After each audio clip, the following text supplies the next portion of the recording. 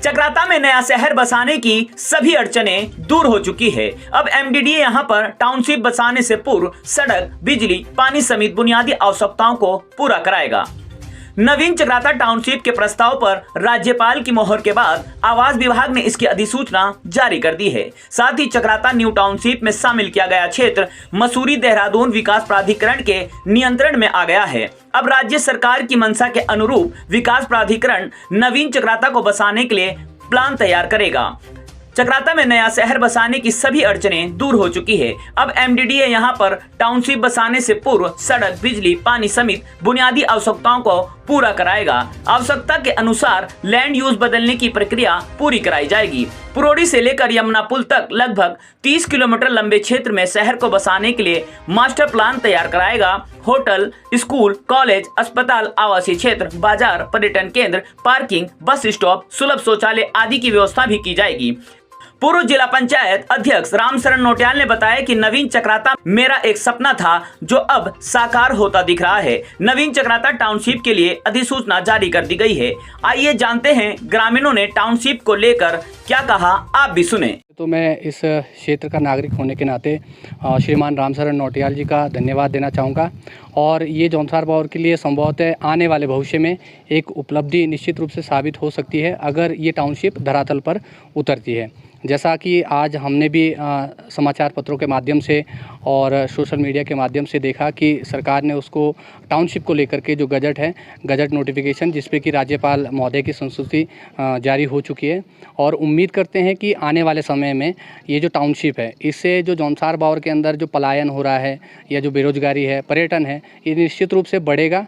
बशर्ते कि यहाँ के लोग उसको किस तरीके से लेते हैं, ये बड़ी बात है। देखिए, नियमों में तो सर ये है कि मैं ये समझता हूँ एमडीडीए या जो प्रशासन है हमारा, उनको यहाँ पर आकर के लोगों के बीच में आकर के अपनी बात को रखना पड़ेगा और लोगों को इस प्रकार से जागरूक करना पड़ेगा कि जो आपके हक हुकूक हैं, आपके जो अधिकार हैं, वो प्रभावित नहीं होंगे। जैसे कि बहुत सारे क्षेत्र आंशिक रूप से इसमें नवीन टाउनशिप के अंदर लिए गए हैं। तो जो आंशिक रूप से है उसमें जहाँ तक मैं समझता हूँ वो एमडीडी के दायरे में पूर्ण रूप से नहीं आएंगे। उसके लिए बाकायदा जो चिन्हित जगह हैं, जैसे कि आपका बैरट खाई है, आपका चुरानी डांडा है, पाँचवें डांडा है, ये नागठात है, ये आधिकारिक रूप से टाउनशिप के अंतर्गत आएंगे। तो जो एमडीडीए के नॉर्म्स हैं, जो नियम हैं, वो इन्हीं पर लागू होंगे। लेकिन फिर भी मैं जनता और जो लोग हैं यहाँ के, उनको जागरूक करने के लिए और उनको इसके बारे में अधिक से अधिक जानकारी देने के लिए शासन प्रशासन की तरफ से लोगों के बीच में आना पड़ेगा। लोगों को इसके बारे में उनको जागरूक करना पड़ेगा। और यदि इस प्रकार की पहल होती है तो निश्चित रूप से आने वाले समय में जो चकराता आज हम देख रहे हैं, मसूरी की तर्ज पे, दार्जिलिंग की तर्ज पे या हमारे शिमला की तर्ज पे, उस तरीके से हम इसको डेवलप होते हुए देख सकते हैं। सबसे पहले तो मैं आपका धन्यवाद, उत्तराखंड समाचार का धन्यवाद देता हूं, जो आप इस बैकवर्ड क्षेत्र में आए हैं हमारी समस्याओं को लेके सरकार तक पहुंचाने के लिए धन्यवाद। मैं टाउनशिप पे सबसे पहले तो नोटियाल जी को धन्यवाद देता हूं कि जिन्होंने इतने लंबे संघर्ष के बाद ये चीज़ हमारे क्षेत्र को दी है। इससे जो हमारे सपने हैं आगे आगामी, हमें इससे रोज़गार में काफ़ी बढ़ोतरी मिलेगी। हम लोगों का जो सपना है वो एक साकार दिख रहा है और इसमें तो काफ़ी लोगों को सुविधा मिलेगी। लोग पर्यटक आएंगे हमारे क्षेत्र में तो हमें पैसा, रोज़गार हर तरह से हमें मिलेगा। इससे हमें नुकसान नहीं है बल्कि फ़ायदा ही है और इसके लिए हम नोटियाल जी का सबसे पहले दिल से धन्यवाद करते हैं। साथ ही बीजेपी सरकार जो आज धामी जी है उनका भी धन्यवाद करते हैं। योजना तो बहुत बड़ी है, पंपिंग सेट योजना बनी है और चल भी रही है, लेकिन सुचारू नहीं चल पा रही है।